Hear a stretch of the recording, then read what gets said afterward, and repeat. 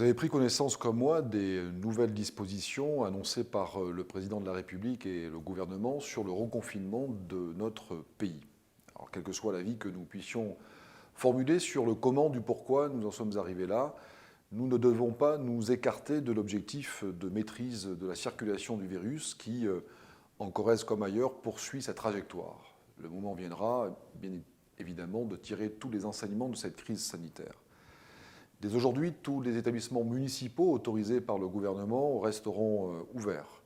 Les services de l'agglo, de la ville et du CCAS adaptent et maintiennent leur organisation et répondront au mieux aux besoins des habitants, aux besoins des acteurs économiques et associatifs.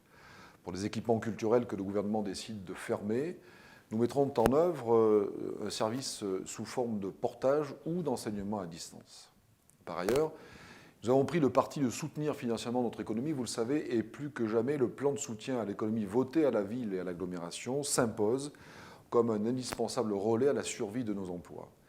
C'est avec déjà plus de 2 millions d'euros de crédits distribués que nous poursuivrons nos actions avec, par exemple, la mise en route de la seconde étape de Brive Accélère, qui connaît sur la mutation du commerce et ses modes de consommation un démarrage significatif avec plus de 220 000 euros de crédits engagés au soutien de plus de 140 commerçants et artisans.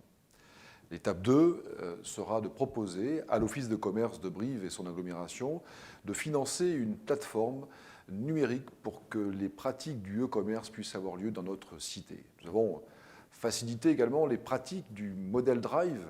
L'idée est de transformer les 78 places de livraison en zone rouge et les 129 places en zone verte, soit un total de 207 places, qui sont dédiées le matin à la livraison, c'est bien normal, mais qui deviendront l'après-midi des places exclusivement réservées au commerce, qui proposent le mode d'achat en mode drive. Pour ce faire, et à partir de nos eurodateurs, la ville de Brive offrira 10 minutes de stationnement gratuit sur ces places dédiées.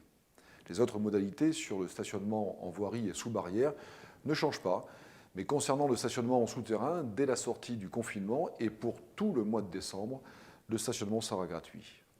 Enfin, je voudrais dire combien la décision gouvernementale de fermer les commerces de proximité non alimentaires m'apparaît comme totalement injuste et inéquitable. Décision qui ne peut être compensée par les seules mesures palliatives du type click and collect. Face aux grandes et moyennes surfaces, cette pratique commerciale est déloyale et crée une rupture d'égalité entre petits commerces et grandes et moyennes surfaces. C'est pourquoi je viens de signer ce matin un arrêté municipal qui autorise à rester ouverts les commerces non alimentaires sur la ville de Brive, et ceci jusqu'à ce qu'une égalité de traitement soit rétablie. Enfin, si notre arrêté devait être contesté, nous agirons pour prolonger l'aide financière de la ville de Brive, déjà accordée à celles et ceux qui ne peuvent continuer leur activité professionnelle. Voilà pour l'essentiel. Et n'oublions pas que pour sortir le plus vite possible de cette bulle virale, chacun de nous est engagé à faire ce qu'il faut. Prenez soin de vous et à bientôt.